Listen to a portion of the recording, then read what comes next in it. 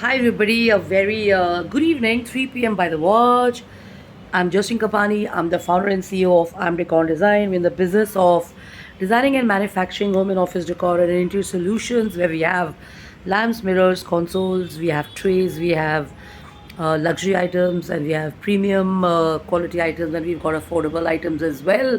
And we have lamps, mirrors, consoles, sofas, we have trays, we have cutlery, we have corporate gifting items, and we have a lot of other interesting items. And most of the feedback that I get from acquaintances I meet or presentations I make is that most of this stuff gives the idea of knack for sophistication and stuff. I'm not saying it, that's the feedback I get normally. So I take delight and pride in taking those compliments and stuff. And my thought share is about being coachable and asking questions. Actually, now when I kind of think about the topic, I'm kind of reminded of a few conversations I've had and how important it is to ask questions. So you see, the thing is this, that sometimes we get commented upon by assholes or idiots that we ask too many questions. It's happened to me. And I realize that asking questions is so very important and elementary because it helps you kind of crack the crux of it and get new ideas and stuff. So, an example I can give you is that a few months back, I was at one of the founders' meet and stuff, and I ended up meeting one of the top notch CEOs who'd studied abroad in Chicago and stuff. And we got talking, and as I'd already met up with his team. I went on to his floor.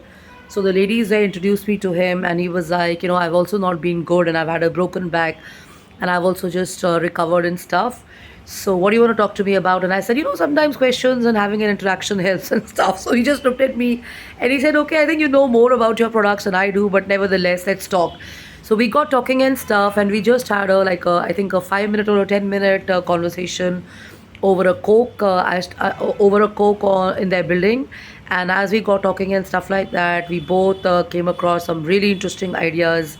And at the end of it, I had to tell him that, see, Rajiv, talking helps, and bouncing off thoughts and ideas and asking questions helps, because we have 2 to 3 different outlooks and ideas related to my work and your work and stuff like that. Okay, so this is a good read. It's a trillion dollar coach. It's a personal favorite of mine, and they're talking about practicing free form of listening and stuff.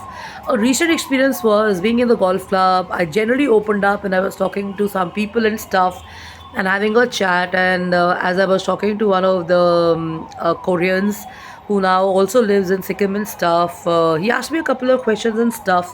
And I realized that as I was interacting with him and I was opening up with him, he was guiding me and he was asking me a few questions, and I was answering, and I was also helping him understand what he could do, in his work and career and stuff.